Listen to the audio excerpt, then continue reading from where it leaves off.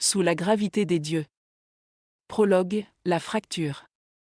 2 siècles, c'est le temps qu'il a fallu à l'humanité pour se diviser en deux espèces qui se haïssent. L'histoire commença avec l'espoir. En 2184, les premiers colons atteignirent Astra Prime, une planète située dans le système Kepler 442, à 42 années-lumière de la Terre. Les données préliminaires étaient prometteuses: atmosphère respirable, eau liquide, température clémente. Ce qu'ils découvrirent en arrivant changea tout. La gravité d'Astra Prime était 2 fois supérieure à celle de la Terre. Les premiers mois furent un cauchemar. Les os se fracturaient sous le simple poids du corps. Les cœurs cédaient. Les poumons s'effondraient. Sur les 0,3 000 premiers colons, 1700 moururent dans l'année. Les survivants pensèrent abandonner, retourner vers la Terre, mais les vaisseaux de retour avaient été détruits lors d'une tempête solaire. Ils étaient piégés. Alors ils s'adaptèrent. Les enfants nés sur Astra Prime développèrent des structures osseuses plus denses, des muscles renforcés, des cœurs plus puissants. À la 3e génération, ils mesuraient en moyenne 2,10 m. Leur peau avait pris une teinte grisée, conséquence d'une densité tissulaire accrue. Leurs yeux voyaient mieux dans la pénombre. Leur métabolisme brûlait 2 fois plus vite. On les appela les héritiers. La Terre les observa avec fascination, puis avec inquiétude, puis avec terreur. Des humains capables de soulever une voiture d'une seule main. Des soldats qui pouvaient traverser un mur de béton. Une population entière qui voyait les terriens comme fragiles, presque transparents. Les tensions montèrent. Les incidents diplomatiques se multiplièrent. En 2301, un ambassadeur terrien faillit mourir écrasé d'une simple accolade dans le dos qu'un dignitaire héritier lui avait donné. L'accident fut filmé, diffusé, analysé jusqu'à l'obsession. Les médias terriens crièrent à la tentative de meurtre. Les médias d'Astra Prime parlèrent de fragilité pathétique. Les ambassades fermèrent. Les routes commerciales furent coupées. Les flottes se déployèrent. Et entre les deux mondes, on créa la zone neutre, un vide parsemé de stations frontières, gardées par des soldats qui n'avaient jamais connu autre chose que cette guerre froide silencieuse. Des cathédrales spatiales flottant dans le néant, symbole d'un échec collectif. La plus grande de ces stations s'appelait Sanctum 7. C'est là que tout bascula. Chapitre 1, la capture. Jour 1, secteur 7 de la zone neutre. Le veilleur silencieux mourait dans le silence de l'espace. Julian Vero flottait dans le cockpit dévasté, retenu par son harnais de sécurité, regardant l'oxygène s'échapper par la brèche dans la coque. Les alarmes hurlaient, mais elle ne les entendait plus vraiment. Son esprit était étrangement calme, presque détaché, comme si une partie d'elle-même observait la scène de l'extérieur. Alors c'est comme ça que je meurs, pensa-t-elle. Pas glorieusement au combat, mais à cause d'un drone automatisé stupide qui a mal calculé ma trajectoire. Elle avait 28 ans. Lieutenant de la flotte terrienne, spécialisée en reconnaissance profonde. Elle avait survécu à 3 escarmouches frontalières, 2 infiltrations en territoire ennemi, et une tentative d'assassinat lors d'une mission diplomatique ratée. Mais là, maintenant, elle allait mourir parce qu'elle avait dévié de 3 degrés de sa trajectoire autorisée.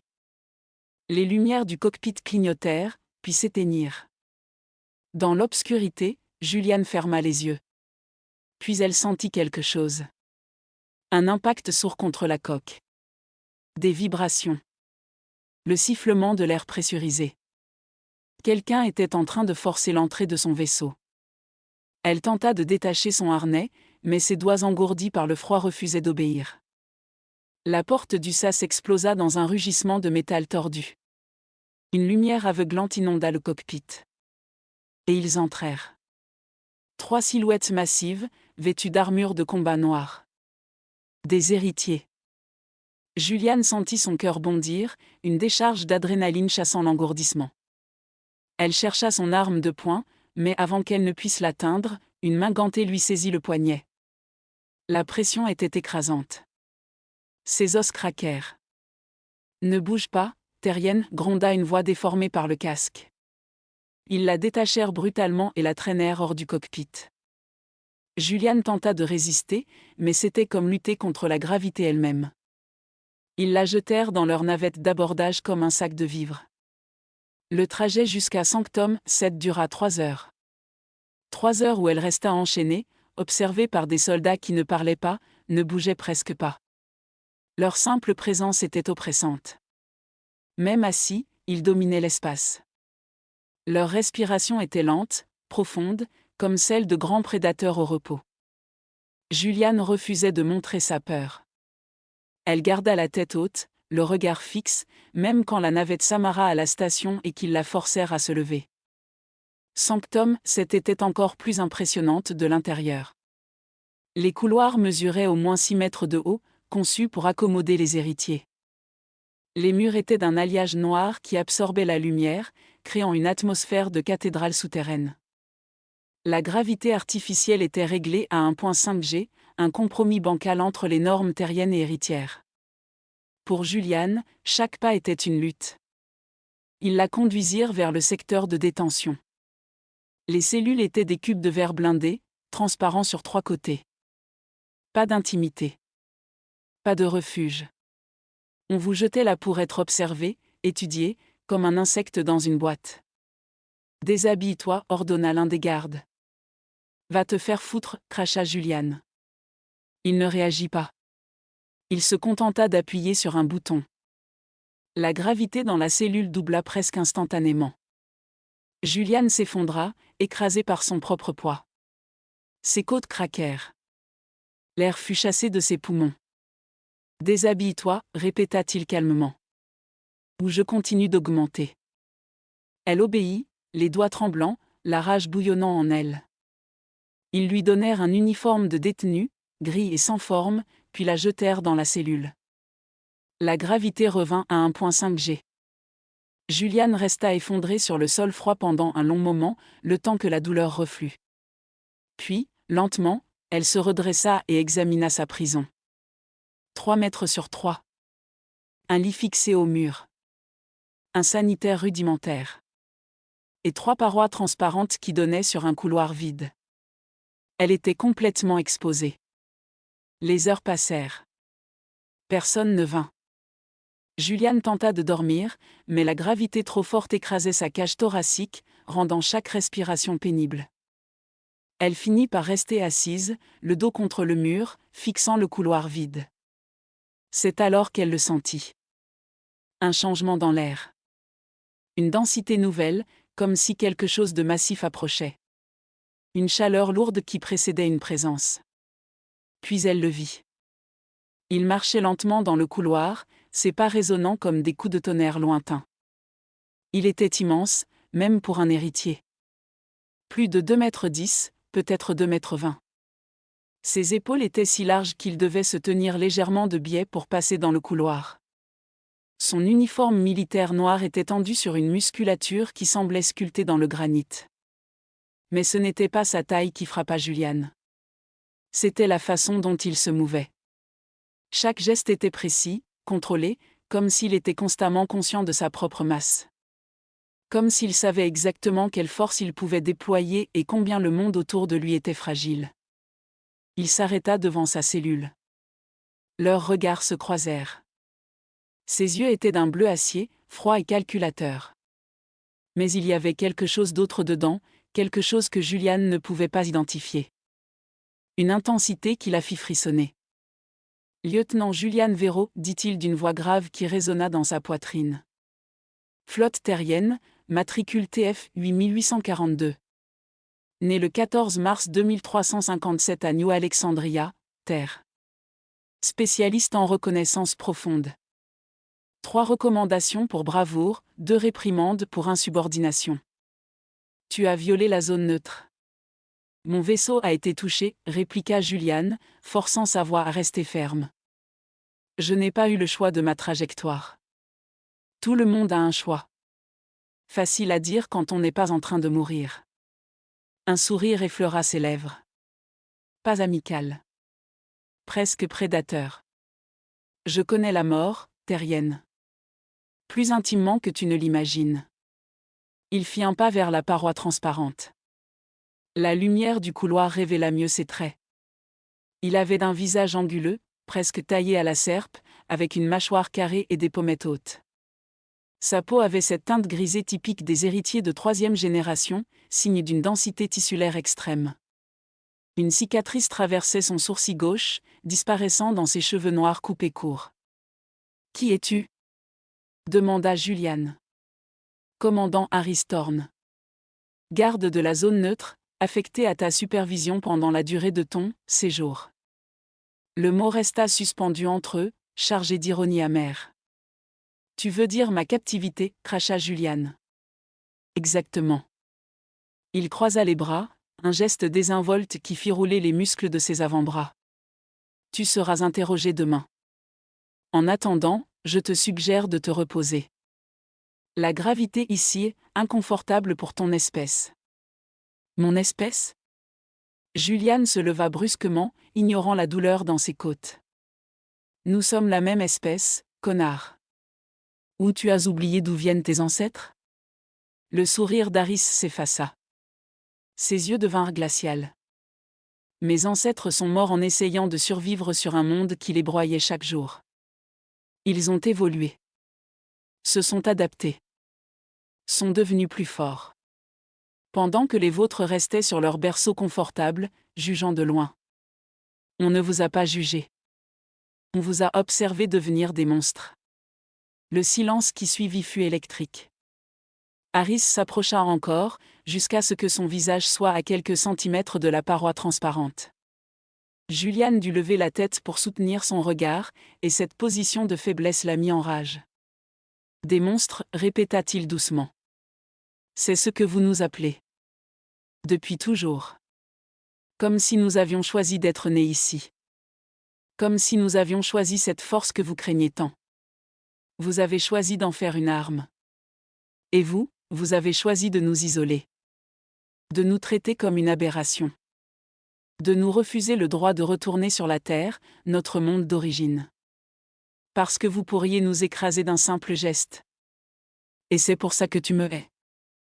Parce que je pourrais te faire du mal ? Julian serra les poings. Je te hais parce que tu représentes tout ce qui a mal tourné avec l'expansion humaine. L'orgueil. L'arrogance. La certitude d'être supérieur. Harris la fixa longuement. Puis, contre toute attente, il sourit à nouveau. Un sourire triste cette fois. Tu me hais parce que j'existe. Et moi ? Il marqua une pause. Moi, je ne sais pas encore ce que je ressens pour toi. Sur ces mots, il tourna les talons et s'éloigna dans le couloir, ses pas résonnant longtemps après qu'il eut disparu. Julian resta debout, tremblante, ne sachant pas si c'était de rage ou d'autre chose. Elle se laissa finalement retomber sur le lit, fixant le plafond. Il ne sait pas encore ce qu'il ressent pour moi, répéta-t-elle mentalement. Qu'est-ce que ça veut dire ? Elle s'endormit sans trouver de réponse, hantée par des yeux bleuaciers. Chapitre 2, les jours hostiles. Jours 2 à 8. Les jours suivants établirent un rituel cruel. Harris venait la voir 3 fois par jour. Pas pour l'interroger, pas pour la torturer. Simplement pour vérifier qu'elle était toujours là, vivante, fonctionnelle. Chaque visite durait exactement 15 minutes. Jamais plus, jamais moins. Et chaque visite était une épreuve pour Julian. Sa simple présence modifiait l'atmosphère de la cellule. L'air devenait plus lourd, plus chaud. Julian avait d'abord cru que c'était psychologique, une réaction de peur ou de stress. Mais elle réalisa vite que c'était physiologique. Les héritiers dégageaient littéralement de la chaleur. Leur métabolisme, conçu pour fonctionner sous une gravité écrasante, brûlait des calories à un rythme effréné. Harris maintenait une température corporelle de 38,5 degrés C en permanence. Quand il entrait dans la cellule, la température ambiante grimpait de 2 degrés. Julian sentait cette chaleur avant même de le voir. Comme un soleil approchant. Le deuxième jour, il entra pendant qu'elle tentait de faire des exercices pour maintenir sa masse musculaire. La gravité à 1,5 G rendait chaque mouvement 2 fois plus difficile. Elle était à mi-chemin d'une pompe quand ses bras cédèrent. Harris la regarda s'effondrer sans bouger. Tu vas te blesser, dit-il calmement. Je dois rester en forme, haleta Juliane. Pourquoi? Tu crois que tu vas t'évader? Je crois que je refuse de pourrir ici. Il y eut un long silence. Puis Harris s'approcha et s'accroupit devant elle. Même dans cette position, il était à sa hauteur. Tu veux vraiment t'entraîner? Je peux réduire la gravité à 1 G pendant 1 heure par jour. Juliane le fixa, méfiante. Pourquoi tu ferais ça? Parce que j'ai besoin que tu restes en bonne santé. Les prisonniers qui se laissent dépérir deviennent problématiques. C'est tout? Une question de logistique? Harris soutint son regard. Oui. Mais quelque chose dans ses yeux disait le contraire. Juliane accepta néanmoins. Chaque jour, pendant 1 heure, la gravité de sa cellule baissait à un niveau supportable. Elle en profitait pour s'entraîner, pousser son corps à la limite, transpirer jusqu'à l'épuisement. Et chaque jour, Harris restait là, adossée au mur extérieur, l'observant. Le 3e jour, elle osa lui demander. « Pourquoi tu me regardes? Je suis ton gardien. C'est mon travail. Tu pourrais surveiller depuis les caméras. Je pourrais. Alors pourquoi tu restes? » Il ne répondit pas immédiatement. Ses yeux suivaient chacun de ses mouvements, détaillant la façon dont ses muscles se contractaient, dont la sueur perlait sur sa peau. « Tu bouges différemment, dit-il finalement. Vous tous, les terriens. Vous êtes plus fluide. Moins économe. C'est fascinant. Fascinant, répéta Juliane avec amertume. Comme un animal de zoo. Non. Sa voix se fit plus grave. Comme quelque chose de beau. Juliane s'arrêta net, le souffle coupé. Pas par l'effort. Par ses mots. Elle se tourna vers lui, cherchant la moquerie dans son expression. Mais il était sérieux. Presque troublé par sa propre franchise. Ne dis pas ce genre de choses, dit-elle sèchement. Pourquoi? Parce que ça complique tout. Un sourire étrange apparut sur ses lèvres.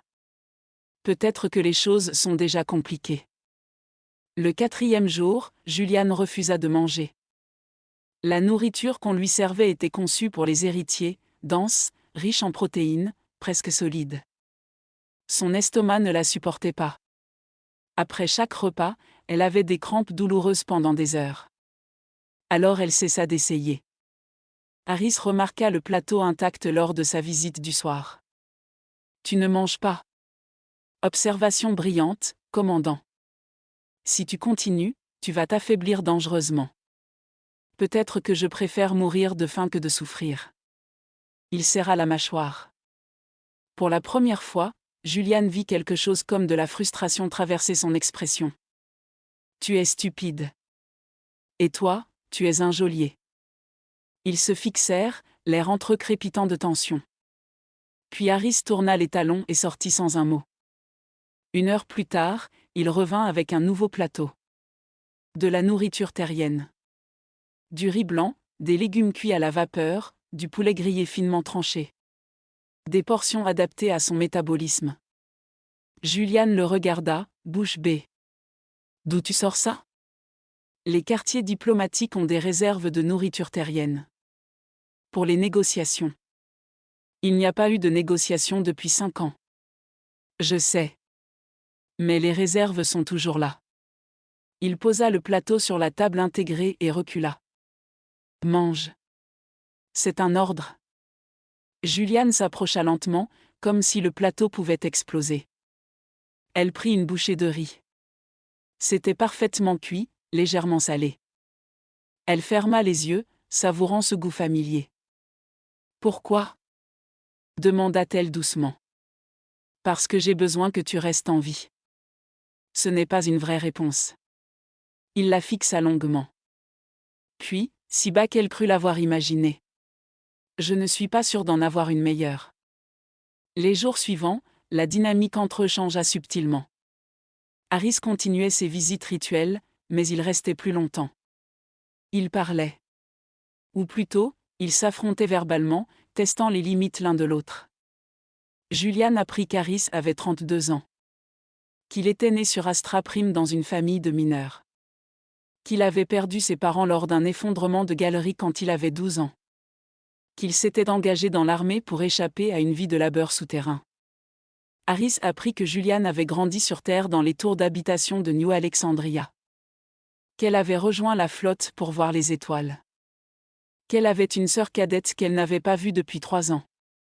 Qu'elle aimait les vieux films du XXe siècle et détestait les espaces confinés. Tu dois me haïr alors, dit Harris un soir. Te sentir enfermé ici. Je te déteste pour beaucoup de raisons, répondit Julian. Mais bizarrement, ce n'est pas la claustrophobie qui me dérange le plus. Alors quoi? Elle hésita. Le fait que tu sois gentil avec moi. Ça me dérange. Harris arqua un sourcil. Tu préférerais que je sois cruel? Je préférerais que tu sois prévisible. Que tu corresponds à l'image que j'ai des héritiers. Mais tu... Je quoi? Tu es différent. Il y eut un non-silence. Puis Harris s'approcha de la paroi transparente. Il posa sa main à plat contre le verre. Une main massive, capable de broyer des os, mais posée là avec une délicatesse presque hésitante. Toi aussi, dit-il doucement. Tu es différente de ce que j'imaginais des terriens. Julian sentit quelque chose remuer en elle. Quelque chose de dangereux. Elle s'approcha et posa sa propre main contre le verre, face à la sienne. Leurs paumes se touchaient presque, séparées seulement par quelques millimètres de matériaux blindés. La différence de taille était frappante. Sa main à elle disparaissait presque entièrement derrière la sienne. On ne devrait pas faire ça, murmura Julian. Non, acquiesça Harris. On ne devrait pas. Mais ni l'un ni l'autre ne bougea. Le 8e jour, tout bascula. Chapitre 3, la première fissure. Jour 8, interrogatoire officiel. L'interrogatoire devait être une formalité. Une procédure standard avant le transfert de Julian vers une prison de haute sécurité. Harris l'escorta personnellement à travers les méandres de Sanctum 7, marchant 2 pas devant elle, ses épaules massives bloquant presque tout son champ de vision. Ils ne parlèrent pas. Mais Julian sentait la tension dans sa démarche, une raideur qui n'était pas là habituellement. Les couloirs de la station étaient plus actifs que d'habitude. Des escouades d'héritiers patrouillaient en formation serrée. Des alarmes lointaines résonnaient par intermittence. Julian capta des fragments de conversation. Tension dans le secteur 4. Les flottes se rapprochent. Ordre de préparation au combat. Qu'est-ce qui se passe? Demanda-t-elle. Rien qui te concerne, répondit Harris sans se retourner. Menteur. La station est en alerte. Il s'arrêta brusquement. Julian faillit le percuter. Il se tourna vers elle, et l'expression sur son visage la fit taire. Écoute-moi bien, terrienne. Dans 2 heures, tu vas être interrogé par le colonel Vectar. C'est un homme qui déteste ton espèce plus que tout. Si tu veux survivre, tu réponds à ses questions sans commentaire, sans provocation. Tu comprends? Pourquoi tu me préviens? Parce que... Il hésita, puis secoua la tête. Parce que je te le dois. Avant qu'elle puisse répondre, une secousse secoua la station. Ce n'était pas violent. Juste un léger tremblement, comme si la structure géante avait été frappée par une vague invisible. Mais les lumières vacillèrent. Et la gravité? La gravité chuta. Julian sentit ses pieds quitter le sol. Son estomac remonta dans sa gorge. Tout son corps devint léger, trop léger, comme si elle allait se disloquer. Une main massive l'attrapa par la taille. Harris. Il la plaqua contre lui d'un geste instinctif, une main sur son dos, l'autre agrippant la rambarde métallique du couloir. La gravité se rétablit aussi brutalement qu'elle était tombée, et Julian s'écrasa contre son torse. Elle sentit tout. La dureté absolue de ses muscles, comme de l'acier sous tension. La chaleur qui émanait de sa peau, presque fiévreuse. Le battement de son cœur, lent et puissant, comme un tambour de guerre dans les profondeurs. Et son odeur. Une odeur masculine, épicée, avec une note métallique qu'elle ne pouvait pas identifier. « Ça va ?» demanda-t-il, sa voix tout près de son oreille. Juliane ne pouvait pas parler. Son propre cœur battait trop vite, trop fort. Son corps réagissait d'une manière qu'elle ne contrôlait plus. Une chaleur se répandait en elle, partant de là où leur corps se touchait. Juliane. C'était la première fois qu'il prononçait son prénom sans son titre. Ce simple mot, dit avec cette voix grave et troublée, la fit frissonner de la tête aux pieds. Elle leva les yeux vers lui. Et vit qu'il la regardait différemment. Pas comme un gardien observe une prisonnière. Pas comme un héritier observe une terrienne. Comme un homme regarde une femme qu'il désire et qu'il sait ne jamais pouvoir avoir. Les alarmes redoublèrent d'intensité. Des voix résonnèrent dans les intercoms. Alerte générale. Tous le personnel en position de défense. Ceci n'est pas un exercice. Harris se redressa brusquement, relâchant Juliane. Son expression redevint celle d'un officier. On doit bouger. Maintenant. Qu'est-ce qui se passe ? La station est attaquée. Harris la tira par le bras, la forçant à courir. Mais courir sous 1.5G avec des jambes terriennes était presque impossible. Chaque foulée lui donnait l'impression que ses os allaient se briser. Elle trébucha. Harris la rattrapa sans ralentir, la souleva et la jeta sur son épaule comme un sac. « Eh ! Pose-moi !» protesta Juliane. « Tais-toi !» Il courut, et Juliane découvrit ce que signifiait vraiment la force héritière.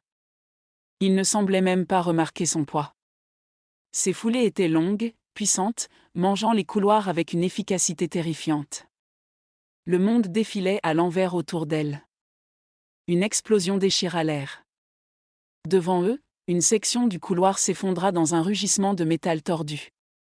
Le souffle projeta Harris en arrière. Il pivota en plein vol, protégeant Juliane de son corps, et percuta le mur opposé avec un impact qui aurait tué un humain normal. Il ne broncha même pas. Il se redressa, la reposa sur ses pieds, et évalua la situation. Le chemin vers la salle d'interrogatoire était bloqué. Des flammes léchaient les débris. L'air sentait l'ozone et le plastique brûlé. « Par ici, » ordonna Harris, la poussant vers un couloir latéral.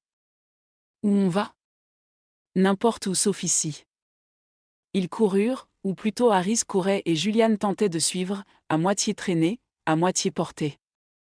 D'autres explosions secouaient la station.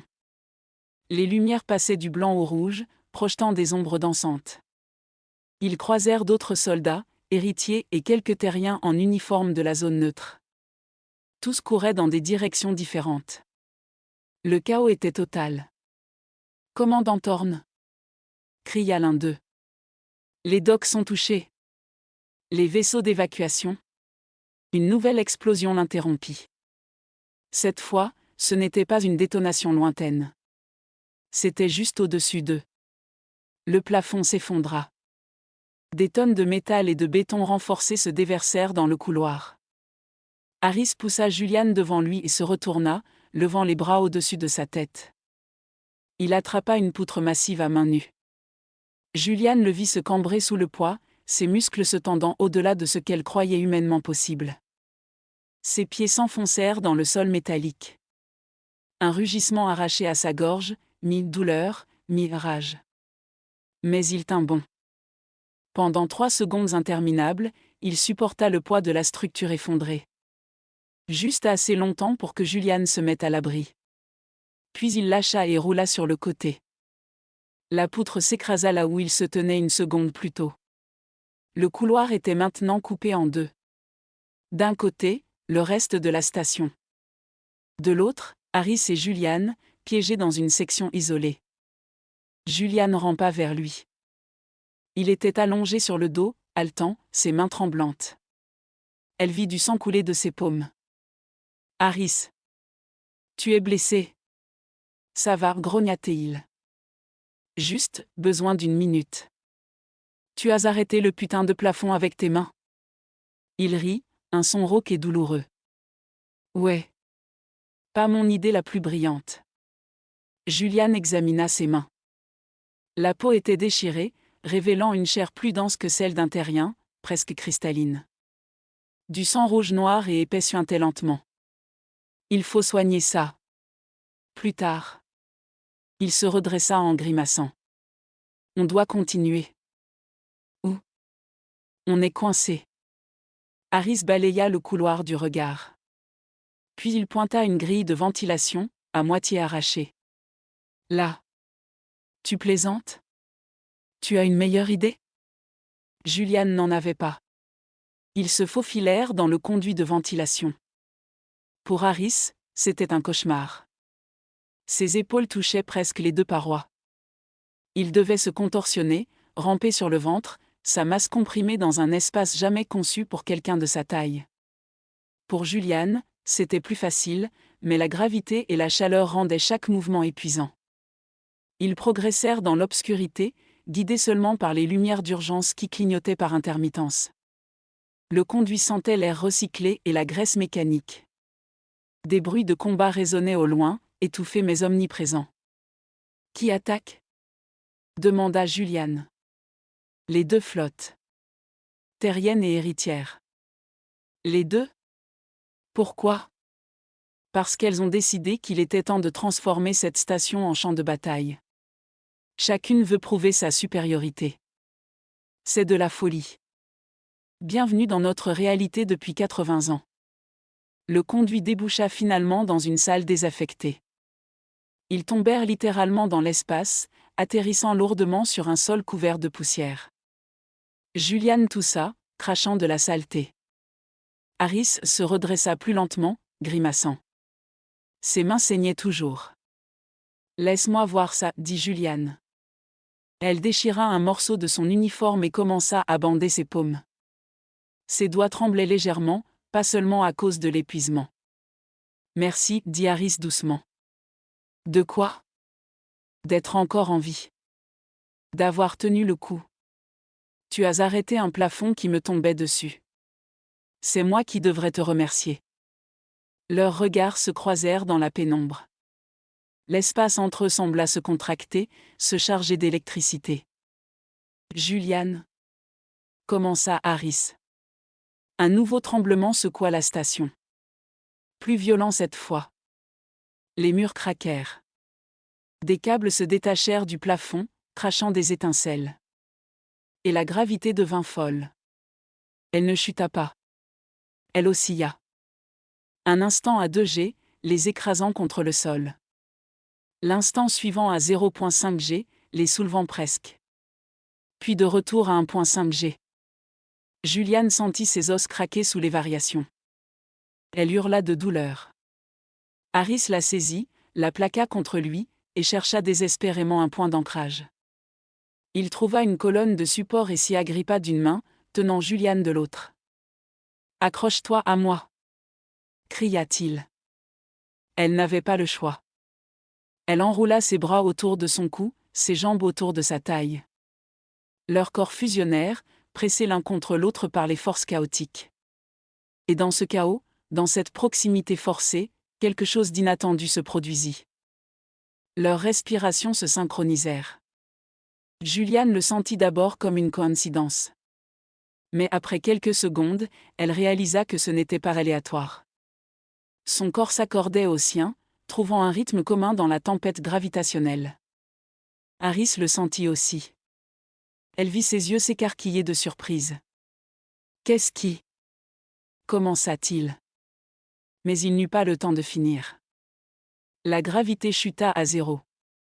Ils se retrouvèrent en apesanteur, toujours agrippés l'un à l'autre, flottant dans l'obscurité. Et dans ce moment suspendu, leurs visages à quelques centimètres l'un de l'autre, Julian sentit quelque chose d'autre. Une attraction qui n'avait rien à voir avec la gravité. « On doit sortir d'ici, » murmura Harris. Mais il ne bougea pas. Et elle non plus. La gravité revint brutalement. Ils s'écrasèrent contre le sol, leurs corps enchevêtrés. Harris roula pour la protéger de l'impact, prenant le choc sur son dos. Ils restèrent ainsi, haletants, tremblants, trop conscients de chaque point de contact. Les niveaux inférieurs, dit finalement Harris, sa voix rauque. C'est notre seule chance. Personne ne va là-bas. On pourra attendre que le combat se calme. Et après? Après, on verra. Il la releva doucement, et ils commencèrent leur descente vers les profondeurs oubliées de Sanctum 7. Vers un endroit où les règles du monde cessaient d'exister. Chapitre 4, dans les profondeurs. Niveau inférieur, jour 8, la nuit. Les niveaux inférieurs de Sanctum 7 étaient un labyrinthe abandonné. Construits lors de la première phase de la station, 80 ans plus tôt, ils avaient été progressivement délaissés au profit de sections plus modernes. Maintenant, ce n'était qu'un dédale de couloirs rouillés, de salles vides et de systèmes défaillants. La gravité y était imprévisible. Par endroits, elle atteignait 2 G, écrasante. Ailleurs, elle tombait à 0,3 G, donnant à chaque pas un caractère lunaire. Les régulateurs étaient morts depuis longtemps, et personne n'avait pris la peine de les réparer. Harris et Julian avançaient prudemment, testant le sol à chaque pas. « Comment tu connais cet endroit ?» demanda Julian. « Je patrouillais ici quand j'ai été affecté à la station pour la première fois. Il y a 10 ans. À l'époque, on nous envoyait explorer tous les secteurs, même ceux qui étaient condamnés. Pourquoi ? Pour s'assurer que personne ne s'y cachait. Contrebandiers, déserteurs, agents ennemis. Tu as trouvé quelqu'un ? Une fois. Un terrien qui avait déserté. Il vivait ici depuis 3 mois, se nourrissant de rations d'urgence périmées. Qu'est-ce que tu as fait ? Harris ne répondit pas immédiatement. Son silence était éloquent. Tu l'as tué, conclut Julian, sa voix plate. Non. Je l'ai laissé partir. J'ai menti dans mon rapport, dit que le secteur était vide. Elle le regarda avec surprise. Pourquoi ? Parce qu'il pleurait en me suppliant. Il disait qu'il ne voulait plus se battre, qu'il en avait marre de la guerre. Harris s'arrêta, passa une main sur son visage. Il avait 20 ans. À peine sorti de l'académie. Et il était déjà brisé. Qu'est-ce qui lui est arrivé ? Je ne sais pas. J'espère qu'il a réussi à fuir vers une colonie neutre. Mais probablement qu'il est mort quelque part dans l'espace, seul. Julian sentit quelque chose se dénouer en elle. Cet homme, ce titan qu'elle avait appris à craindre et à haïr, venait de révéler une faille. Tu n'es pas comme les autres héritiers, dit-elle doucement. Et toi, tu n'es pas comme les autres terriens. Ils continuèrent en silence. Finalement, Harris trouva ce qu'il cherchait, une ancienne salle de repos, presque intacte. Elle comportait des couchettes fixées au mur, une petite kitchenette, et même un sanitaire fonctionnel relié à un circuit d'eau autonome. On peut rester ici quelques jours, dit-il. Le temps que les combats s'apaisent. Julian s'effondra sur une des couchettes. La gravité dans cette salle était stable à 1,2 G, presque confortable comparée au chaos des niveaux supérieurs. Mais son corps entier la faisait souffrir. Ses muscles tremblaient. Ses côtes, déjà fragilisées par sa capture, pulsaient de douleur. Harris l'observa avec inquiétude. « Tu es blessé. »« Je vais bien. »« Ne mens pas. Je vois comment tu respires. »« Tes côtes. » Il s'approcha, s'agenouilla devant elle. Ses mains, toujours bandées, se levèrent vers son uniforme. « Qu'est-ce que tu fais ?» demanda Julian, tendu. « Je dois voir l'étendue des dégâts. Je vais juste soulever ton uniforme. »« D'accord. » Elle hésita, puis hocha la tête. Avec une délicatesse surprenante pour quelqu'un de sa taille, Harris souleva le tissu déchiré. Sa peau était couverte de bleu violacé, certains récents, d'autres datant de sa capture initiale. « Merde, murmura-t-il. Tu aurais dû me dire. Qu'est-ce que ça aurait changé ? J'aurais été plus prudent. » Ses doigts effleurèrent son flanc, palpant doucement. Julian retint son souffle, pas seulement à cause de la douleur. La chaleur de ses mains sur sa peau nue créait une sensation qu'elle ne s'attendait pas à éprouver. 3 côtes fêlées. Peut-être une fracture. Il fouilla dans sa ceinture d'équipement et en sortit un petit injecteur. Je vais te donner des nanoréparateurs. Ça va accélérer la guérison. C'est sans danger pour moi? Ça devrait. Ils sont conçus pour notre biologie, mais les principes de base sont les mêmes.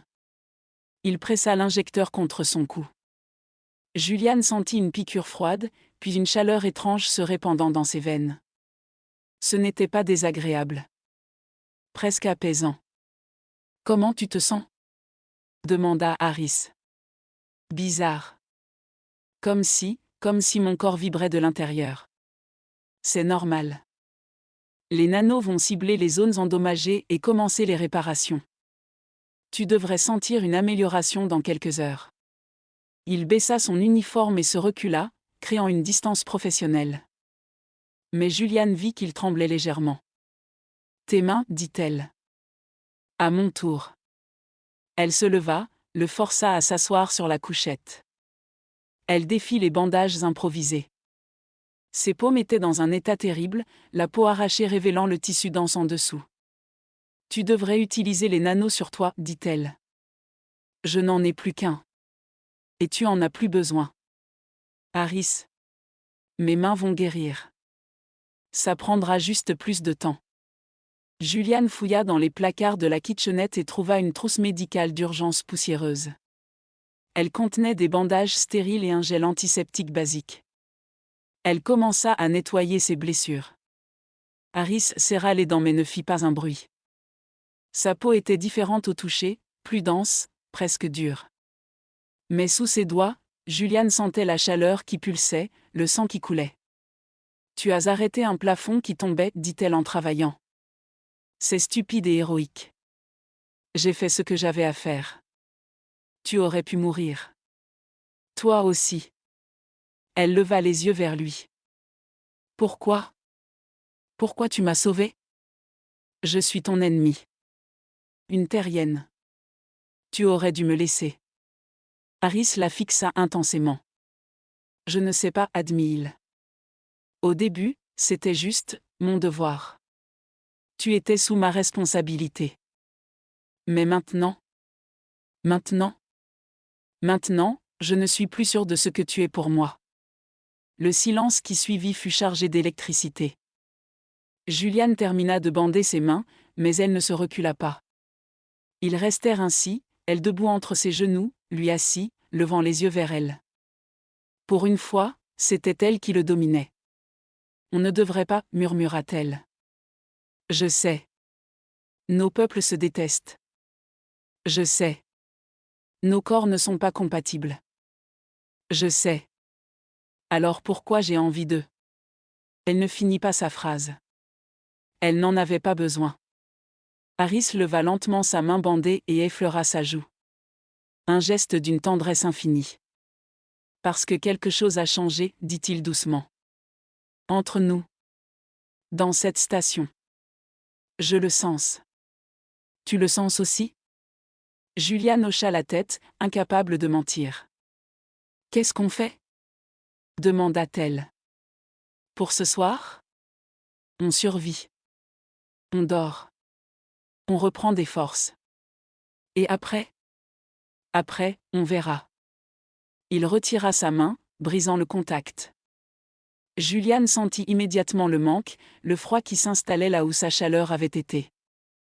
Elle recula, s'installa sur la couchette opposée.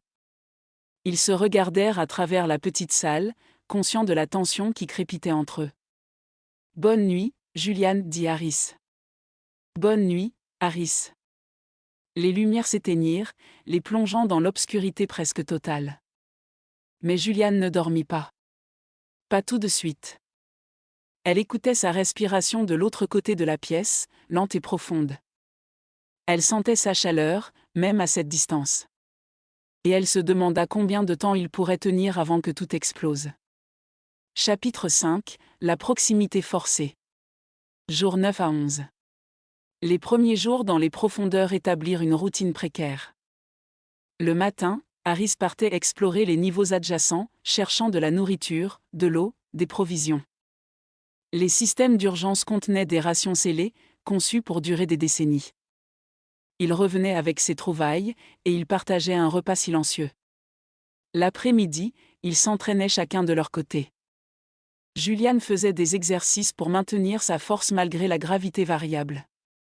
Harris vérifiait les accès, les sorties potentielles, établissait une carte mentale de leur refuge. Le soir, ils parlaient. C'est là que les barrières commencèrent vraiment à tomber. « Parle-moi d'Astra Prime, dit Julian le deuxième soir. Comment c'est vraiment ? Harris s'adossa au mur, regardant le plafond sombre. Brutal. Magnifique. Impitoyable. Il chercha ses mots. Imagine un monde où chaque geste compte. Où un faux pas peut te faire tomber et te briser les os. Où l'air lui-même pèse sur toi comme une couverture mouillée. Ça a l'air horrible. Pour toi, ça le serait. Pour nous, c'est notre normalité. Nos enfants apprennent à marcher sous cette gravité. Ils tombent, ils se relèvent, ils deviennent plus forts. C'est tout ce qu'on connaît. Tu as déjà été sur Terre ? Une fois.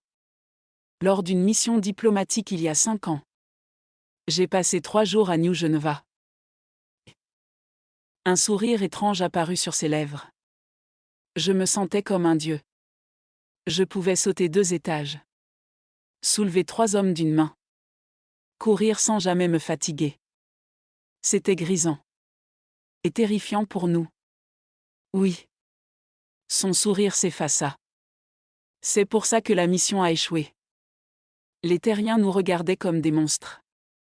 Des mères cachaient leurs enfants quand on passait. Des hommes nous défiaient, voulaient prouver qu'ils n'avaient pas peur. C'était. Il chercha le mot. Épuisant. De faire attention à chaque geste. De retenir constamment sa force. C'est pour ça que tu es aussi contrôlé, réalisa Julian. Tu as appris à te retenir. Toute ma vie. Depuis que j'ai accidentellement brisé le bras de mon petit frère quand j'avais 8 ans. Depuis que j'ai vu la terreur dans ses yeux. Tu as un frère ? Avait. Il est mort il y a 10 ans. Explosion minière. Je suis désolé. Moi aussi. Ils restèrent silencieux un moment, chacun perdu dans ses souvenirs. Et toi ? Demanda finalement Harris. Parle-moi de ta famille. Julian hésita. C'était étrange de partager quelque chose d'aussi intime avec quelqu'un qu'elle était censée haïr. Ma mère est morte quand j'avais 12 ans. Cancer. Ma sœur, Élise, a 15 ans de moins que moi. Je l'ai pratiquement élevée. Tu la vois souvent ? Non. Elle vit sur Titan maintenant, dans une des colonies minières. On se parle par message quantique de temps en temps, mais... Elle soupira. La dernière fois, c'était il y a 3 ans. Pourquoi si longtemps ? Parce qu'elle a choisi un camp. Elle a rejoint les extrémistes terriens, ceux qui veulent éradiquer les héritiers. Harris se raidit. Et toi, qu'est-ce que tu penses de ça ? Julian le regarda directement dans les yeux. Je pensais qu'ils avaient raison. Jusqu'à maintenant. Qu'est-ce qui a changé ?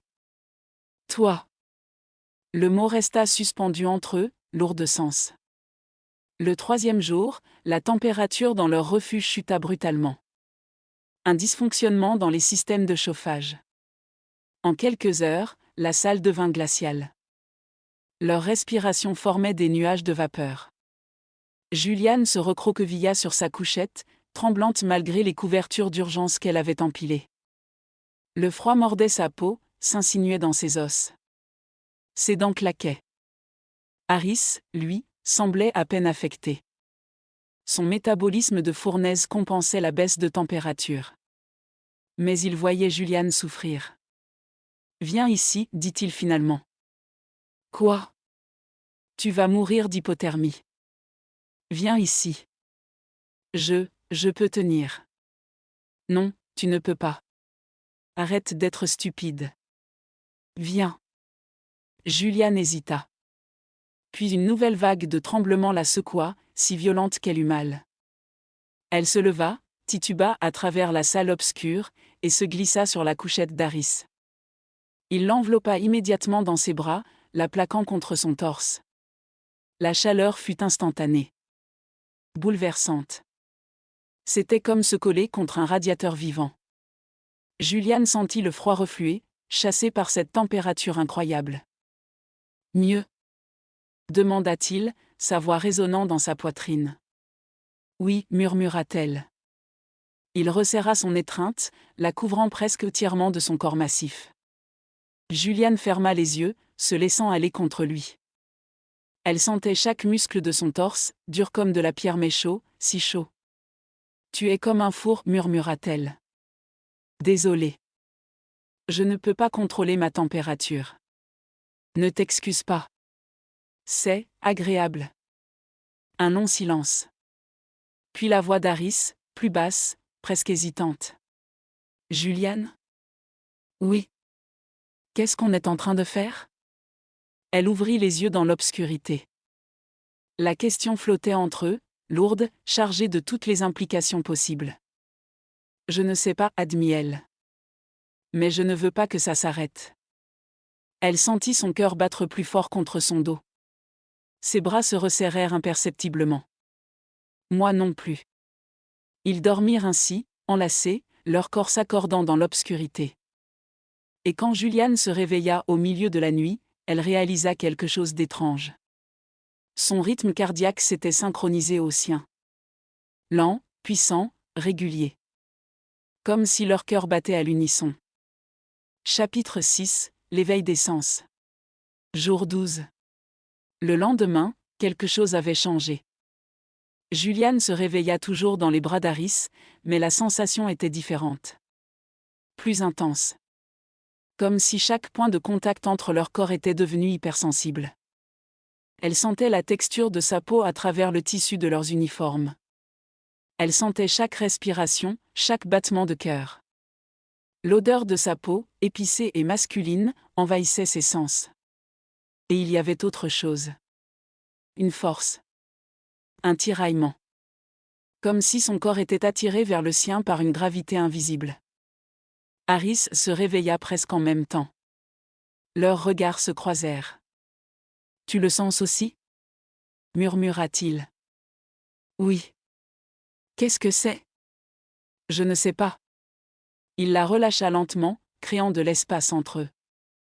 Mais Juliane sentit immédiatement le manque. Une douleur sourde dans sa poitrine, comme si on lui arrachait quelque chose. Elle se leva brusquement, mettant plus de distance. « Je vais me laver, dit-elle, la voix tremblante. Elle s'enferma dans le petit sanitaire et s'aspergea le visage d'eau froide. Mais ça n'aidait pas. La sensation persistait. Cette attraction magnétique vers lui. Qu'est-ce qui m'arrive? Quand elle sortit, Harris était debout près de la fenêtre d'observation, fixant l'espace au-delà. Il se tourna vers elle, et elle vit qu'il luttait contre la même chose. On doit parler de ça, dit-il. De quoi? Du fait que mon corps réagit au tien comme si nous étions connectés? Oui. Juliane s'approcha, mais s'arrêta à distance prudente. Même ainsi, elle sentait la chaleur qui émanait de lui, l'attirant comme un aimant. C'est la station, dit-elle. Quelque chose dans cette station. Tu te souviens de ce que j'ai trouvé dans les archives? Le protocole Harmonia? Harris fronça les sourcils. Tu penses qu'il est encore actif? Comment expliquer autrement ce qui nous arrive? Nos respirations qui se synchronisent. Nos rythmes cardiaques qui s'alignent. Cette attraction. Mais le protocole a été abandonné il y a des décennies. Abandonné, pas désactivé. Peut-être que les combats, les dégâts sur la station, peut-être que ça a réactivé quelque chose. Harris s'approcha d'elle. Trop près. Juliane dut faire un effort conscient pour ne pas reculer. Si c'est vrai, dit-il lentement, ça signifie que nos corps sont en train de s'adapter. L'un à l'autre. C'est impossible. Nos biologiques sont trop différentes. Et pourtant, c'est exactement ce que ressent mon corps.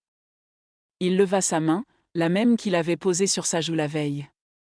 Quand je te touche, je sens quelque chose. Comme si mon corps reconnaissait le tien. Juliane prit une décision téméraire. Elle tendit sa propre main et la posa contre sa paume. L'effet fut immédiat. Électrique.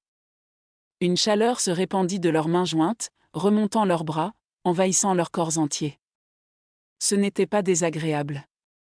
C'était presque euphorique. Putain, souffla Harris. Tu le sens? Oui. Ils restèrent ainsi, mains jointes, leur corps vibrant d'une énergie inexplicable. Puis Julian remarqua autre chose. Harris, regarde ta main. Il baissa les yeux. Les blessures de ses paumes, celles qu'il s'était faites en arrêtant le plafond, étaient en train de guérir. Pas lentement. Rapidement. Visiblement. Comment? Moi aussi. Mes côtes. Je ne sens plus de douleur. Ils se regardèrent, incrédules. Le contact physique, réalisa Julian. Il accélère le processus.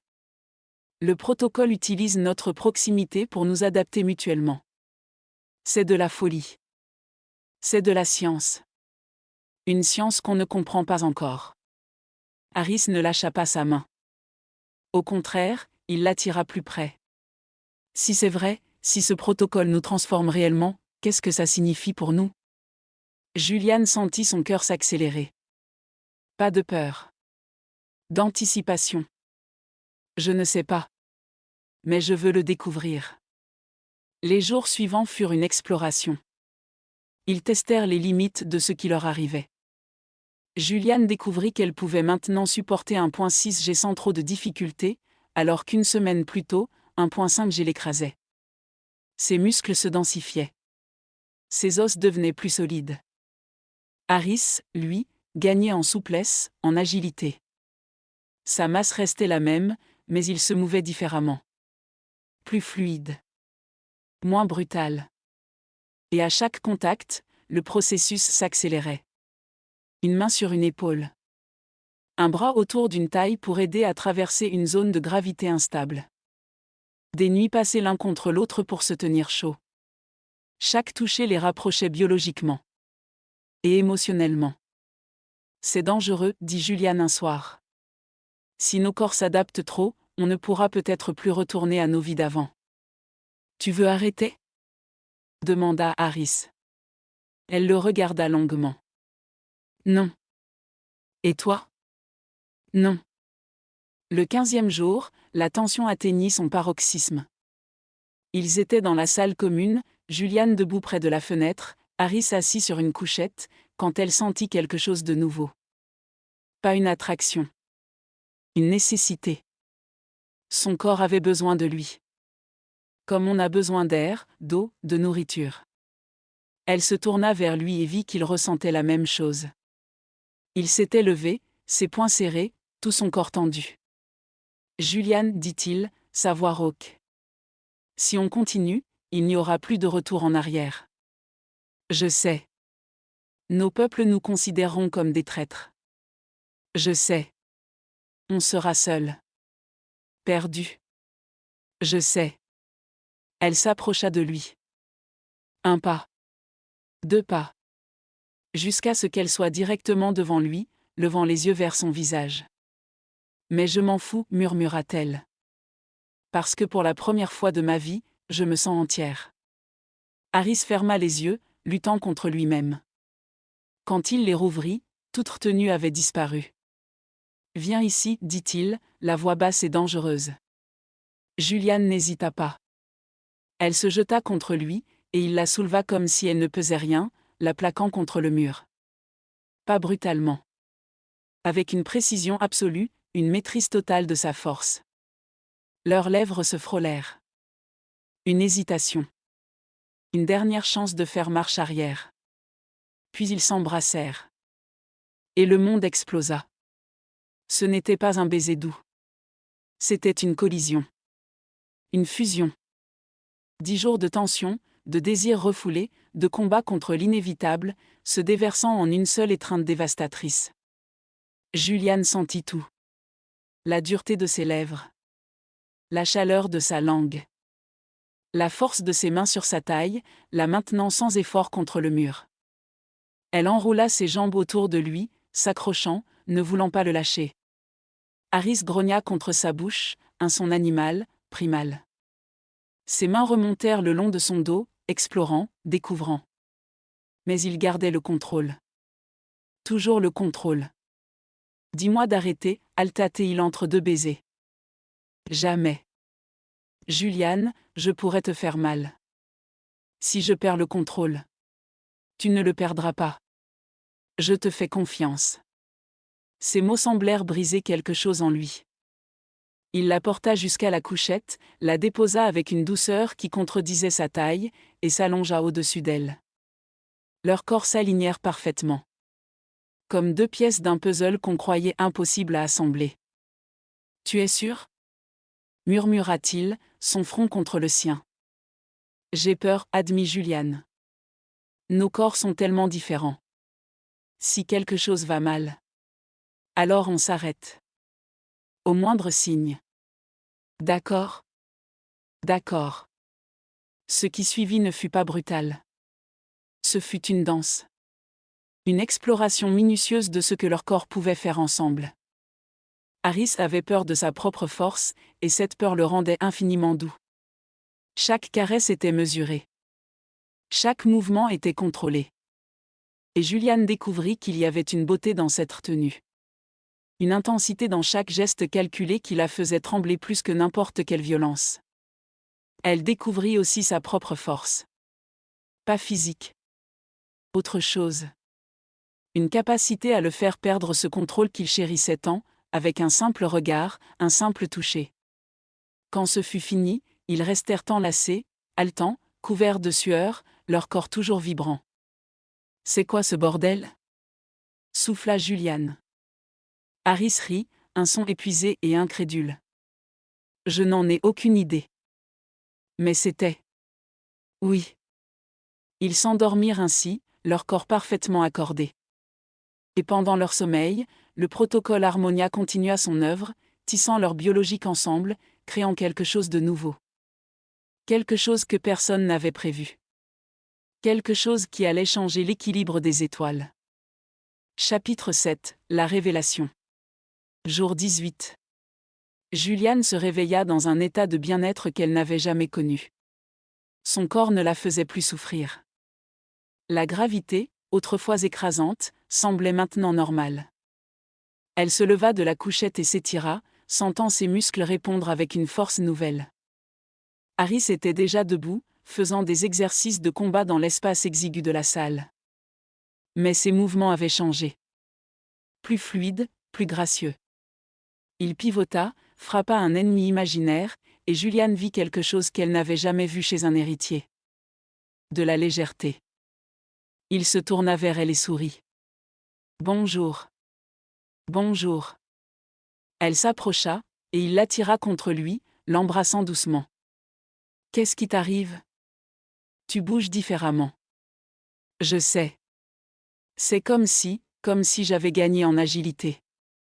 En vitesse. » Il lâcha et fit une démonstration, enchaînant une série de mouvements qui auraient été impossibles pour lui une semaine plus tôt. C'est incroyable. Et moi ? Juliane alla vers un coin de la salle où un panneau métallique s'était détaché du mur. Elle le souleva à une main. Il pesait au moins 50 kilos. Putain, murmura Harris.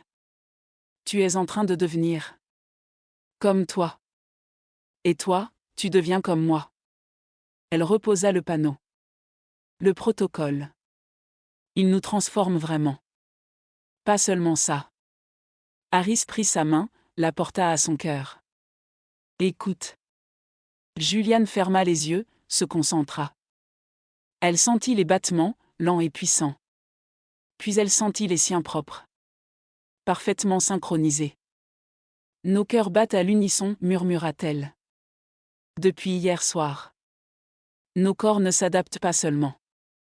Ils fusionnent. L'ampleur de ce qui leur arrivait les frappa de plein fouet. Il faut qu'on comprenne ce qui se passe, dit Juliane. Si le protocole est actif, il doit y avoir des données. Des logs. Quelque chose. Les archives sont dans les niveaux supérieurs. En pleine zone de combat. Alors on va devoir y retourner. Ils passèrent la journée à se préparer. Harris trouva 2 combinaisons de combat dans un placard de stockage, trop grandes pour Julian mais qu'elle put ajuster. Ils rassemblèrent des armes improvisées, des barres de métal, un pistolet énergétique avec une batterie presque vide. Le soir, ils commencèrent leur ascension. Les niveaux intermédiaires étaient un champ de bataille figé. Des corps gisaient dans les couloirs, terriens et héritiers mêlés dans la mort. Les murs étaient criblés d'impacts. L'air sentait le sang et la poudre. Julian et Harris se déplaçaient comme une unité. Lui devant, utilisant sa force pour forcer les passages bloqués. Elle derrière, couvrant leurs arrières, son agilité nouvelle compensant sa taille. Ils croisèrent une patrouille héritière. 5 soldats, lourdement armés. « Commandant Thorne !» s'exclama le chef de l'escouade. « On vous croyait mort. »« J'ai survécu, » répondit Harris calmement. « Qu'est-ce qui se passe là-haut ?»« C'est le chaos. Les 2 flottes se déchirent. La station est presque perdue. On évacue les survivants vers... » Il s'interrompit, remarquant enfin Julian. Ses yeux s'écarquillèrent. « C'est une terrienne. »« Commandant, pourquoi ?»« Elle est avec moi, » coupa Harris, sa voix devenant dangereuse. « Et si quelqu'un a un problème avec ça, il peut l'exprimer maintenant. » Les soldats se regardèrent, confus et mal à l'aise. « Commandant, avec tout le respect, c'est une prisonnière ennemie. » C'était une prisonnière.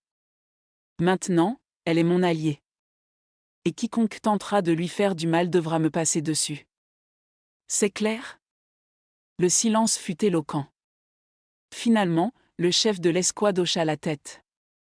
Clair, commandant. Mais vous devriez savoir, il y a des ordres de capture contre vous 2. Contre nous 2. Les commandements terriens et héritiers. Ils vous veulent vivants. Ils parlent de vous comme des amants de la zone neutre. Une anomalie biologique. Ils veulent vous étudier. Julian et Harris échangèrent un regard. Merde, murmura Julian. On doit accélérer, dit Harris. Il se tourna vers l'escouade. Vous ne nous avez pas vus. Compris, commandant. Bonne chance. Ils poursuivirent leur route, mais maintenant avec la conscience d'être traqués. Les archives centrales se trouvaient au cœur de la station, dans une section relativement protégée. Ils atteignirent la salle après une heure de progression difficile à travers des zones endommagées. Julian s'installa devant les terminaux et commença à fouiller. Ses doigts volaient sur les interfaces, traquant les protections de sécurité avec une facilité surprenante. « J'ai quelque chose, dit-elle finalement. Le protocole Harmonia. Projet lancé il y a 75 ans. À l'écran apparurent des schémas, des graphiques, des données biologiques complexes. « Qu'est-ce que ça dit ?» demanda Harris, lisant par-dessus son épaule. Le protocole était conçu pour permettre la coexistence entre terriens et héritiers en modulant la gravité à l'échelle cellulaire. L'idée était de créer des zones où les 2 espèces pourraient fusionner biologiquement. Fusionner ? Créer une 3e voie. Ni terrien, ni héritier. Quelque chose de nouveau. Elle fit défiler les données. Les tests ont été effectués sur des volontaires. Les résultats étaient incroyables. Les sujets développaient des capacités hybrides. Force des héritiers, agilité des terriens. Leur système biologique s'harmonisait. Alors pourquoi le projet a été abandonné ? Julian continua à lire, puis son visage pâlit. Oh non. Quoi ? Les sujets sont devenus dépendants. Physiquement et émotionnellement. Quand on les séparait, ils tombaient malades. Certains sont morts. Le lien créé par le protocole était trop fort. Irréversible. Le silence qui suivit fut lourd. Tu es en train de dire que... commença Harris. Que nous sommes liés. Pour toujours. Si on se sépare trop longtemps, nos corps ne le supporteront pas. Harris s'assit lourdement, assimilant l'information. C'est pour ça qu'ils veulent nous capturer, réalisa-t-il. Nous sommes la preuve que le protocole fonctionne. Mais aussi la preuve qu'il est dangereux. Qu'est-ce qu'on fait? Demanda Juliane. Avant qu'Harris puisse répondre, les alarmes explosèrent. Intrus détecté. Secteur des archives. Toutes les unités convergent. Merde. Juliane ferma les terminaux. On nous a trouvés. Combien de temps on a? 2 minutes. Peut-être moins. Harris la tira vers la sortie, mais ils s'arrêtèrent net. Des soldats. Au moins 20. Terriens et héritiers, formant un front uni pour la première fois en 80 ans. Unis par un objectif commun, les capturer. Commandant Thorne. Lieutenant Véro, dit une voix amplifiée. Vous êtes encerclés. Rendez-vous pacifiquement et personne ne sera blessé. Harris regarda Juliane. Elle lui rendit son regard. On se bat? Demanda-t-elle. On se bat. Ils explosèrent en action. Chapitre 8, la fusion guerrière. Ce qui suivit ne fut pas un combat. Harris et Juliane ne se battaient pas côte à côte. Ils se battaient comme un seul être. Harris chargeait, utilisant sa masse comme une arme. Les soldats tentaient de l'arrêter, mais Juliane dansait autour de lui, frappant leurs points faibles avec une précision chirurgicale. Quand l'un était en danger, l'autre le couvrait. Leurs mouvements étaient synchronisés sans besoin de paroles, leur corps anticipant les besoins de l'autre. Un héritier tenta de saisir Juliane. Elle glissa sous sa garde, frappa son genou. Il chancela. Harris termina avec un coup qui l'envoya valdinguer contre le mur. 2 terriens tirèrent avec des armes paralysantes. Harris se jeta devant Juliane, absorbant les décharges avec son armure improvisée. Elle profita de l'ouverture pour désarmer les tireurs avec des lancers de débris métalliques. Ils étaient magnifiques. Terrifiants. Invincibles. Les soldats commencèrent à reculer, dépassés par cette synergie impossible. Repli. Cria leur commandant. On a besoin de renforts. Mais Harris et Juliane ne les poursuivirent pas. Ils coururent dans la direction opposée, s'enfonçant plus profondément dans la station. Où on va? Halta Juliane. Le cœur. Le générateur du protocole. Si c'est encore actif, il est là-bas. Ils traversèrent des sections dévastées, sautant par-dessus des débris, se faufilant dans des passages à moitié effondrés. La gravité devenait de plus en plus instable, oscillant sauvagement. Mais maintenant, ils pouvaient le gérer. Leurs corps adaptés dansaient à travers le chaos gravitationnel comme si c'était naturel. Ils atteignirent finalement une porte massive, scellée par des verrous magnétiques. C'est là, dit Harris. Le cœur de la station. Comment on entre? On force. Il posa ses mains sur la porte et tira. Ses muscles gonflèrent, ses veines saillirent sous l'effort. Le métal gémit, protesta, puis céda. Les verrous magnétiques explosèrent dans une pluie d'étincelles. La porte s'ouvrit sur un spectacle à couper le souffle. Le cœur de Sanctum, c'était une cathédrale de lumière et de gravité. L'espace était colossal, s'étendant sur au moins 50 mètres de hauteur. Au centre flottait un générateur gravitationnel de la taille d'un petit vaisseau, une sphère parfaite d'un noir absolu, entourée d'anneaux lumineux qui tournaient lentement. Des filaments d'énergie dansaient autour, créant des motifs hypnotiques. Mais ce n'était pas le générateur qui captiva Juliane. C'était la gravité elle-même. Elle ne suivait aucune règle. Des zones flottaient en apesanteur totale pendant que d'autres semblaient peser 10 fois la normale. La gravité formait des vagues, des tourbillons, des spirales visibles à l'œil nu par la distorsion de la lumière. C'est magnifique, murmura Juliane.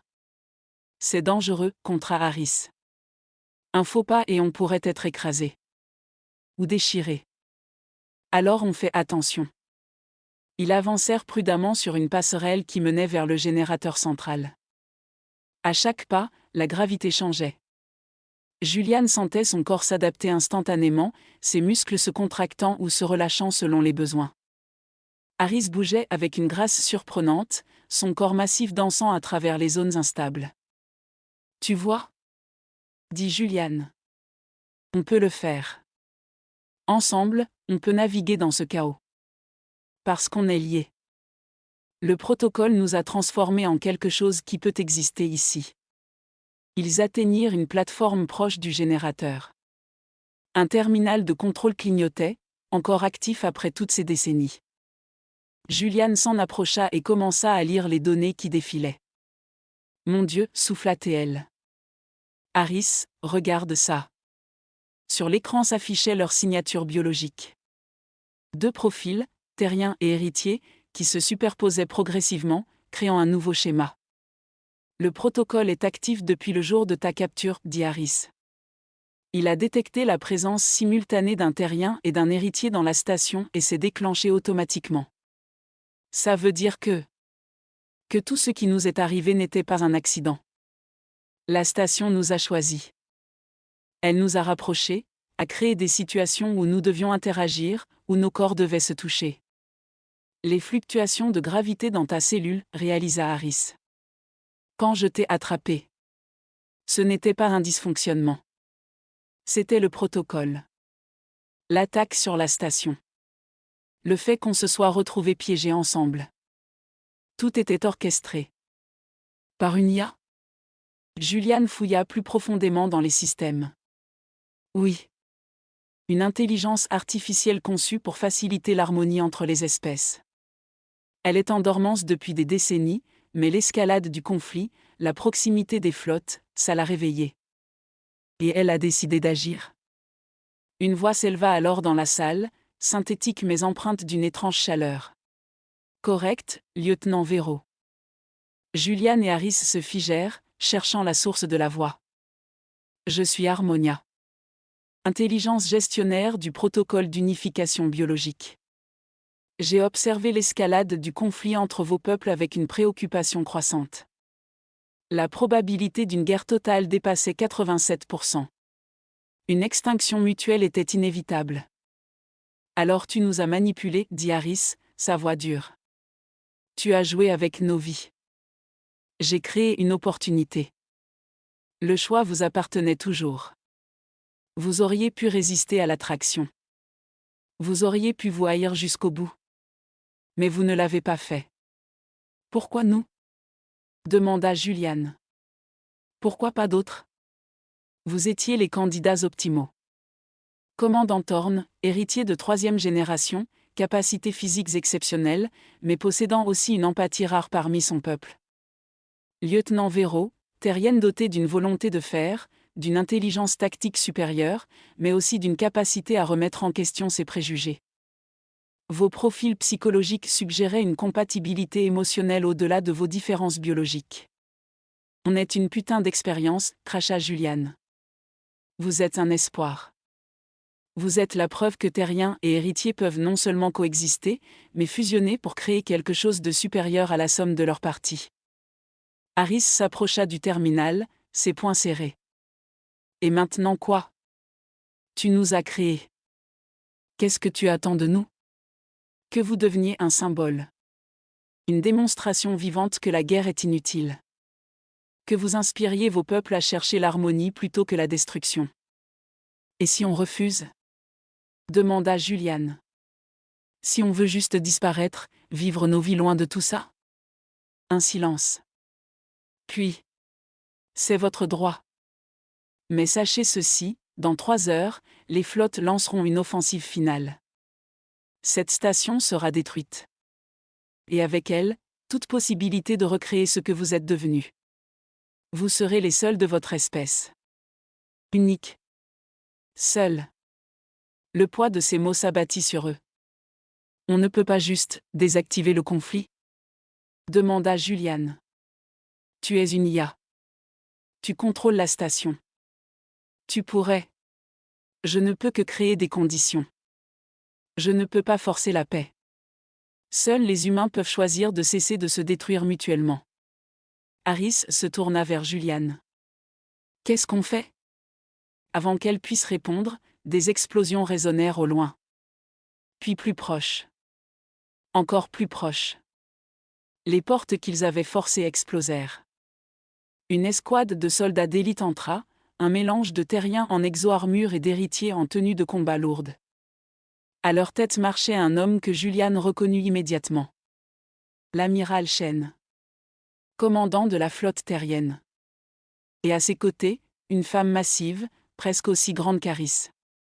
Général Kaya Vorn, commandante en chef des forces héritières. Alors c'est vrai, dit Shen, sa voix portant dans l'immense salle. Les amants de la zone neutre. Une terrienne et un héritier, fusionnés par cette abomination de technologie. Ce n'est pas une abomination, répliqua Julian. C'est une solution. Une solution ? La voix de Vorn était comme le tonnerre. Tu as trahi ton espèce, Thorn. Tu t'es souillé avec cette chose fragile.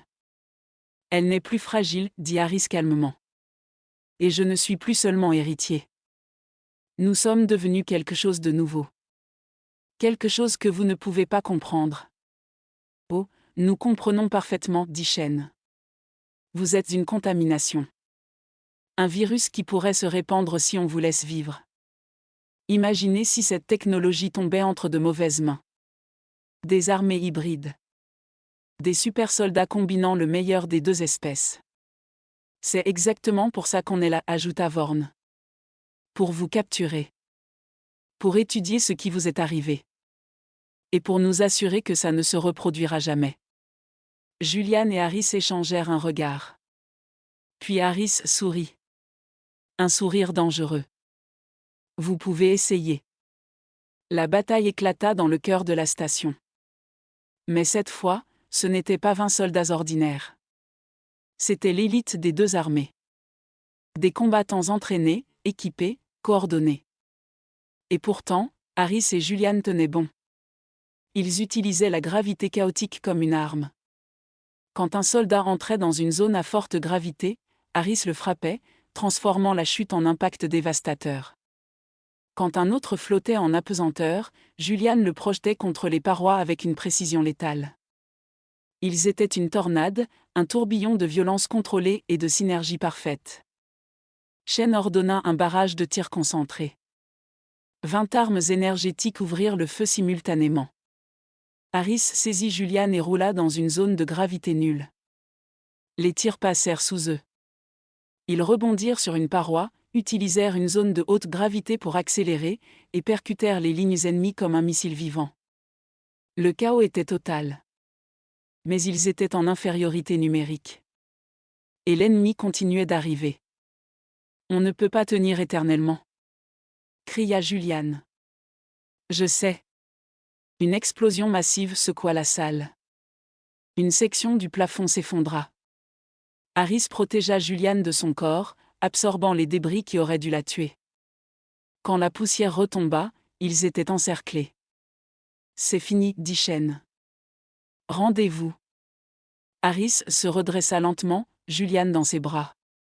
Du sang coulait de plusieurs blessures, mais il restait debout. Non, dit-il simplement. Vous allez mourir, dit Vorn. Inutilement.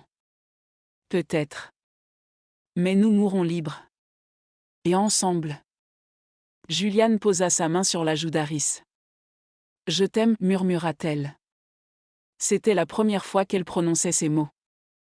La première fois qu'elle admettait ce que son cœur savait depuis des jours. Aris ferma les yeux, savourant ces mots. Je t'aime aussi. Puis la voix d'Harmonia résonna à nouveau. Protocole d'urgence activé. Le générateur central explosa dans une lumière aveuglante. Pas une explosion destructrice. Une expansion. Une onde gravitationnelle pure qui balaya toute la salle, repoussant les soldats comme des fétus de paille. Julian et Aris restèrent au centre, enveloppés par une bulle de gravité stable. Qu'est-ce qui se passe ? Cria Julian. La voix d'Harmonia était différente maintenant. Plus urgente. Je déploie toute ma puissance restante pour créer une fenêtre de survie. Mais je ne peux pas la maintenir longtemps. 3 minutes. Pas plus. Pourquoi faire ? Pour vous permettre de fuir. Il existe un conduit d'évacuation d'urgence relié directement au cœur du générateur. Il mène vers une zone de la zone neutre où la gravité est naturellement chaotique. Un endroit où personne ne peut vous suivre. On ne peut pas vivre dans un chaos gravitationnel, protesta Harris. Vous le pouvez. Vous êtes les seuls qui le peuvent. Vos corps sont maintenant suffisamment adaptés pour survivre dans des conditions qui tueraient n'importe qui d'autre. Vous pourrez exister là où personne ne peut vous atteindre. Et après ? Demanda Julian. On vit comme des fugitifs pour toujours ? Vous vivez. C'est déjà un miracle. Partez. Maintenant. Le conduit s'ouvre dans 30 secondes. Julian et Harris se regardèrent. Une décision sans parole passa entre eux. Ils coururent. Le générateur central s'ouvrit, révélant un tunnel de lumière pure. Ils sautèrent ensemble, leurs mains jointes, leurs corps unis. Derrière eux, les soldats tentaient de percer la barrière gravitationnelle, mais c'était trop tard. Le tunnel se referma. Et Harris et Julian tombèrent à travers les couches de la réalité, vers un endroit où plus rien ne serait jamais normal. Vers leur exil. Vers leur liberté. Chapitre 9, l'exil dans le chaos. Zone neutre profonde, secteur instable. Ils émergèrent dans un cauchemar de physique brisée. La gravité n'existait plus comme une force constante. Elle ondulait, pulsait, formait des vagues qui les soulevaient puis les écrasaient. L'espace lui-même semblait distordu, les étoiles étirées en traînées lumineuses. Julian hurla, sentant son corps tiré dans des directions impossibles. Mais la main d'Harris serra la sienne, un ancrage dans le chaos. « Respire !» cria-t-il. « Synchronise avec moi !» Elle se força à calmer sa panique, à trouver le rythme de sa respiration. Lentement, son corps commença à s'adapter. Les vagues gravitationnelles devenaient prévisibles. Ses muscles apprenaient à anticiper les changements. C'est de la folie, Altatel. Bienvenue chez nous. Ils flottèrent pendant ce qui sembla des heures, apprenant à naviguer dans ce nouveau monde. Leurs corps, déjà transformés par le protocole, s'adaptèrent encore davantage. Julian sentait ses os se renforcer, sa musculature se densifier. Harris gagnait en souplesse, en agilité. Finalement, ils trouvèrent une zone relativement stable, une poche où la gravité oscillait entre 0,8 g et 1,2 g de manière rythmique. C'était confortable. On peut rester ici, dit Harris. Pour l'instant. Autour d'eux flottaient les débris de vieux vaisseaux, des structures abandonnées. Les restes d'une ancienne station minière, détruite depuis longtemps. Ils s'installèrent dans une section encore pressurisée, créant un refuge précaire. Les premiers jours furent une survie de base. Ils récupérèrent de la nourriture dans les vieux stocks d'urgence. Ils établirent un système de recyclage d'eau. Ils dormirent enlacés, leurs corps se réchauffant mutuellement dans le froid de l'espace. Mais lentement, quelque chose de plus émergea. Une vie. Différente, étrange, mais une vie néanmoins. On est vraiment seul maintenant, dit Julian un soir, regardant les étoiles à travers une fenêtre fissurée. Oui. Ça te fait peur ? Harris la serra plus fort contre lui. Non. Pas tant que je suis avec toi. Tu regrettes ? Tout ce qu'on a perdu ? Il réfléchit longuement. Je regrette la facilité. La normalité. Mais je ne te regrette pas toi. Jamais. Julian se tourna pour lui faire face. Qu'est-ce qu'on est maintenant ? Plus terrien, plus héritier. Alors quoi ? Nous sommes nous. Julian et Harris. C'est suffisant. Ils s'embrassèrent, leurs corps s'accordant parfaitement dans la gravité dansante. Les semaines passèrent. Puis les mois. Ils devinrent des maîtres de leur environnement chaotique. Ils pouvaient prédire les vagues gravitationnelles, les chevaucher comme des surfeurs cosmiques. Leur refuge s'agrandit, devint presque confortable. Et leur lien se renforça. Chaque jour, leur corps se synchronisait davantage. Ils savaient ce que l'autre ressentait sans avoir besoin de parler. Quand Julian avait faim, Harris le sentait. Quand Harris était fatigué, Julian le savait. Ils étaient devenus plus qu'un couple. Plus qu'une équipe. Ils étaient un organisme unique avec deux corps. Tu penses qu'on pourrait avoir des enfants? Demanda Julian un jour, la question sortant de nulle part. Harris la regarda, surpris. Je ne sais pas. Nos biologiques sont tellement modifiés. Je ne sais même pas si c'est possible. Mais si c'était possible? Tu voudrais? Il prit sa main, la porta à ses lèvres. Avec toi? Oui. Mais dans ce monde? Je ne sais pas si ce serait juste. De faire naître un enfant dans cet exil.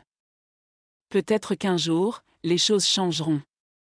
Peut-être qu'un jour, nos peuples comprendront. Peut-être. Mais aucun d'eux n'y croyait vraiment. 6 mois après leur fuite, ils captèrent une transmission. Elle venait de Sanctum 7, ou ce qu'il en restait. La station avait été presque entièrement détruite lors de la bataille finale entre les flottes. Mais une partie survivait, maintenue en vie par Harmonia. Le message était bref. Aux amants de la zone neutre. Vous êtes devenus une légende. Les deux camps vous recherchent toujours, mais certains commencent à questionner. À se demander si votre existence ne prouve pas que la guerre est vaine. Des voix s'élèvent pour la paix. Peu nombreuses, mais présentes. Vous avez planté une graine. Elle pousse lentement. Restez en vie. Restez ensemble. Vous êtes notre espoir. Harmonia. Julian et Harris écoutèrent le message en silence. On est devenu un mythe, murmura Julian. Un mythe qu'ils veulent tuer. Ou capturer. Mais aussi un mythe qui inspire. Tu veux retourner? Essayer de parler à nos peuples? Julian secoua la tête. Non. Pas encore. Peut-être jamais. Mais au moins, on sait qu'on n'a pas disparu pour rien. La dernière transmission captée par les flottes, des mois plus tard, fut simple. 2 silhouettes, enlacées, dansant dans un chaos gravitationnel impossible. Leur corps bougeait avec une grâce surhumaine, parfaitement synchronisée, défiant les lois de la physique. Le message qui l'accompagnait disait simplement : nous ne sommes plus vos ennemis. Nous ne sommes plus vos enfants. Nous sommes la preuve que l'impossible existe. Et nous sommes libres. Puis le signal se perdit dans le bruit de fond cosmique. Épilogue, la danse des étoiles. 3 ans plus tard. Dans les profondeurs de la zone neutre, là où la gravité danse selon des règles que personne ne comprend, 2 silhouettes continuent d'exister. Julian et Harris ne sont plus vraiment humains. Pas dans le sens traditionnel. Leurs corps ont continué d'évoluer, guidés par le protocole Harmonia qui vit toujours en eux. Julian mesure maintenant presque 2 mètres, sa musculature rivalisant avec celle des héritiers. Harris a gagné l'agilité et la grâce d'un terrien, capable de mouvements impossibles pour quelqu'un de sa masse. Mais c'est leur connexion qui est la plus extraordinaire. Ils ne parlent presque plus. Ils n'en ont pas besoin. Leurs pensées s'effleurent, se mêlent, créent un dialogue silencieux que seuls eux peuvent comprendre. Ils ont construit une vie dans le chaos. Pas une grande vie. Pas une vie facile. Mais une vie à eux. Leur refuge s'est agrandi. Ils ont récupéré des débris, construit des structures. Créé un jardin hydroponique dans une section pressurisée. Trouvé des moyens de vivre, pas seulement de survivre. Et parfois, quand les vagues gravitationnelles s'alignent parfaitement, ils dansent. Pas une danse de survie. Une danse de joie pure. Ils flottent ensemble dans l'espace impossible, tournoyant entre les zones de gravité variables, leur corps si parfaitement accordés qu'ils semblent défier les lois de l'univers. À ces moments, ils sont beaux. Magnifiques. Une œuvre d'art vivante. Les rares vaisseaux qui s'aventurent dans cette région les aperçoivent parfois. Les récits se répandent. Augmentent. Deviennent légendes. Les amants de la zone neutre. 2 êtres qui ont choisi l'amour plutôt que la guerre. 2 âmes qui ont fusionné pour devenir quelque chose de nouveau. Quelque chose d'impossible. Quelque chose de magnifique. Sur Terre et sur Astra Prime, la guerre continue. Mais moins férocement qu'avant. Des voix s'élèvent. Des questions sont posées. Si 2 personnes de camps opposés peuvent trouver l'harmonie, Pourquoi pas nous tous? Le changement est lent. Terriblement lent. Mais il existe. Et quelque part dans le vide, Julian et Harris continuent leur danse. Ils ont perdu leur monde. Mais ils ont gagné l'univers. Ils sont seuls. Mais ils sont ensemble. Et dans l'immensité froide de l'espace, leur amour brûle comme une étoile, si intense qu'il courbe la gravité elle-même. Ils ne savent pas si l'humanité les retrouvera un jour. Ils ne savent pas si leurs peuples feront jamais la paix. Ils ne savent pas ce que l'avenir leur réserve. Mais ils savent une chose, avec une certitude absolue. Tant qu'ils sont ensemble, tant que leurs cœurs battent à l'unisson, tant que leurs corps dansent dans l'impossible. Ils sont invincibles. Ils sont éternels. Ils sont la preuve vivante que l'amour peut transcender tout. Même la biologie. Même la gravité. Même la haine de mondes entiers. Et c'est suffisant. Fin de l'histoire. Note de l'auteur. Cette histoire est dédiée à tous ceux qui ont aimé au-delà des frontières, au-delà des différences, au-delà de ce que le monde considère comme possible. L'amour n'est pas seulement une émotion. C'est une force fondamentale de l'univers, capable de plier la réalité elle-même. Julian et Harris sont fictifs, mais leur vérité est réelle. Quand deux êtres se trouvent vraiment, quand ils fusionnent corps et âme, ils deviennent quelque chose de plus grand que la somme de leurs parties. Quelque chose d'éternel. Quelque chose d'invincible. Quelque chose qui peut changer les étoiles elles-mêmes.